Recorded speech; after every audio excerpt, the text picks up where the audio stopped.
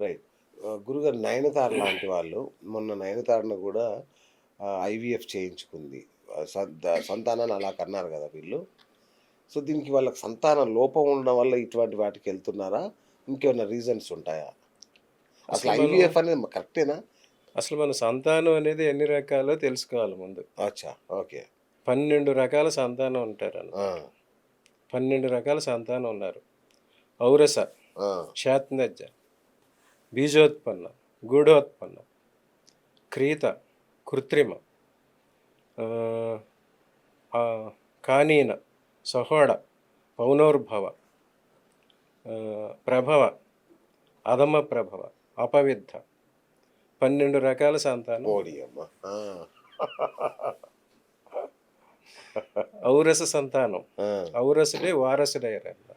అచ్చా! ఔరసుడే వారసుడు. ఔరస సంస్కృత శబ్దం, వారసుడు తెలుగు శబ్దం. అచ్చా! ఓకే.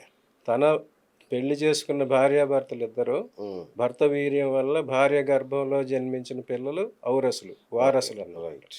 అవును. వారికి లోపం లేదు. అవును. అప్పుడు భార్య గర్భంలో వేరే వీర్యంతో జన్మించే పిల్లలు క్షాత్రజ్ఞులు. హ్మ్. భర్త వీర్యంతో కాకుండా వేరే వీర్యంతో జన్మించిన అచ్చా! వాళ్ళు. ఆ! వాళ్ళు క్షాత్రజ్ఞులు. పాండవులు క్షాత్రజ్ఞులు. హ్మ్. కుంతీదేవికి భర్త అనుమతితో ధర్మరాజు వల్ల, ఇంద్రుడి వల్ల, వాయుదేవుడి వల్ల పుట్టినవారు క్షాత్రజ్ఞులు. ఓకే. అందుకే దుర్యోధనుడు వాళ్ళు వారసులు గారు క్షాత్రజ్ఞులు. ఆ! అందుకు వాళ్ళకి నేను రాజ్యభాగం ఇవ్వనన్నాడు. అచ్చచ్చచ్చచ్చచ్చా! తర్వాత వచ్చేసరికి బీజోత్పన్నుడు. ఆ! తన పురుషుడి బీజంతో వేరే గర్భంలో పిల్లలు పుడితే వాళ్ళు బీజోత్పన్నులు. ఆ! భార్య గర్భంలో వేరే వారి వీర్యంతో పుడితే వాళ్ళు గూఢోత్పన్నులు.